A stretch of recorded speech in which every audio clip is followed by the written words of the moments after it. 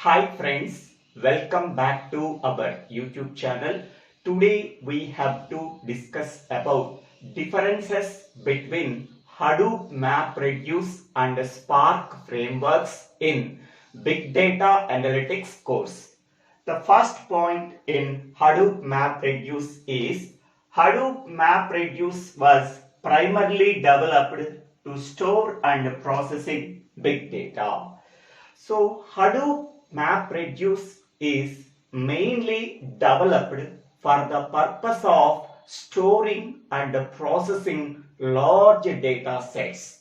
So the large data sets can be formed as big data. For storing and processing large data sets in the form of big data, for that purpose we have to use Hadoop MapReduce framework. Whereas Spark framework is primarily developed for faster processing. So the processing can be done very fastly in the case of Spark framework when compared to the Hadoop MapReduce framework. Next, second point. A program written using Hadoop MapReduce has more lines of code when compared to Spark. Whatever the Hadoop MapReduce program that we have written, that has more number of lines of code when compared to the Spark program. Whereas in the case of a program that can be written in the Spark framework has less number of lines of code. Okay. Next, third point, it is slower than Spark in execution. So Hadoop MapReduce is slower when compared to the Spark framework in execution. Whereas in the case of Spark framework, it is 100 times faster than Hadoop MapReduce framework in execution, because Spark uses in-memory execution and optimal data sharing, so that Spark is 100 times faster than Hadoop MapReduce framework in execution.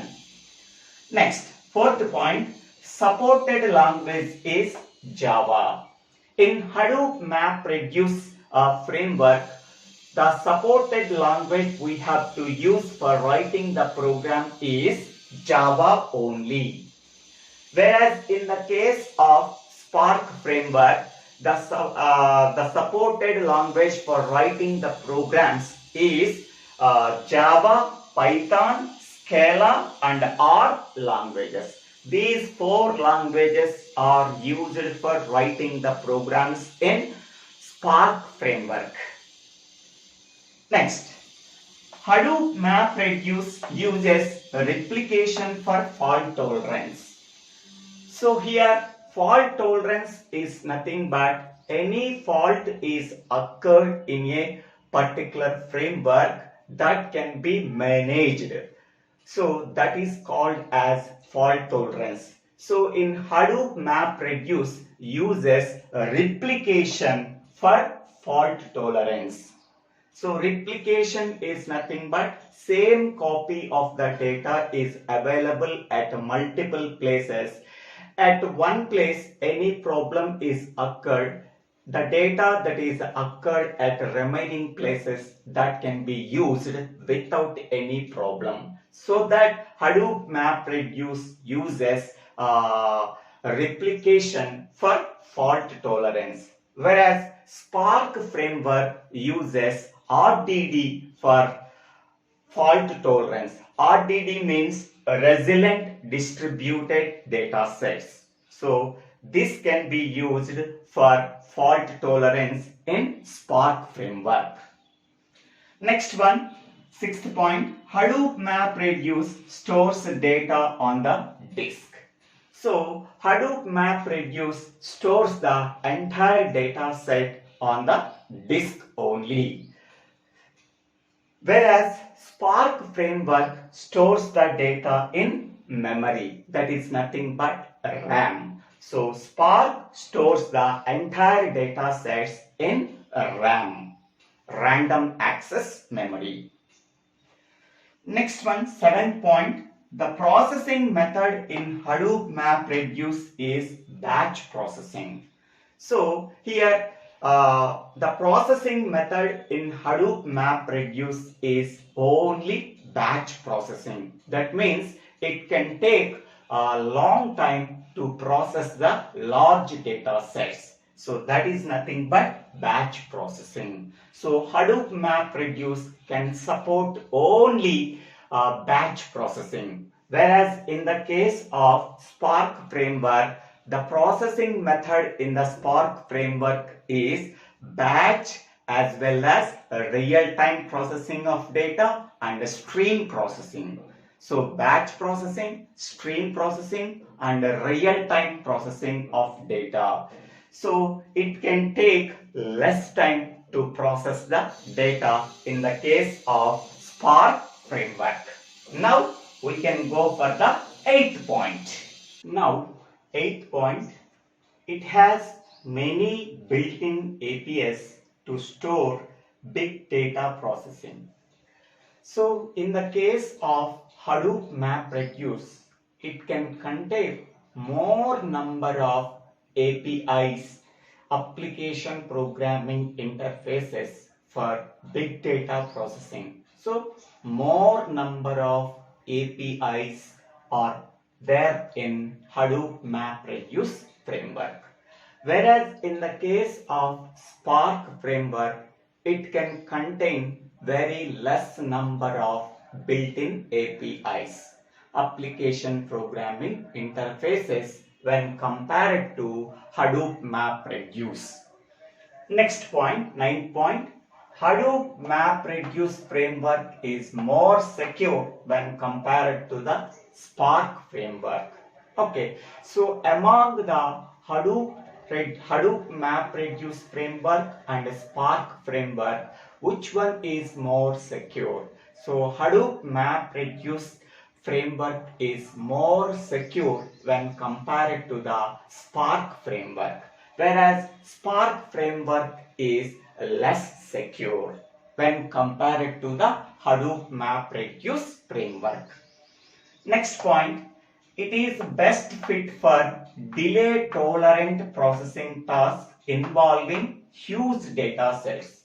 So it can process huge data sets so that it can take more time to processing big data sets. So for processing big data sets with high latency, for that purpose we have to use Hadoop MapReduce is the best fit. Okay, so for processing big data sets with high latency, for that purpose we have to choose the best fit framework is Hadoop MapReduce. Whereas in the case of Spark framework, it is best fit for almost instant processing of live data. For processing live data instantly, for that purpose we have to use Spark framework and also quick analytics app development. The apps that are used for quick analysis. For developing that type of apps, we have to use Spark framework and instant real-time processing of live data. For that purpose also, we have to use Spark framework. Next point, Hadoop MapReduce is released in 2006, whereas Spark framework is released in 2014. Next one, Hadoop MapReduce is open source framework for distributed data storage and processing. Okay, Hadoop MapReduce framework is open source framework.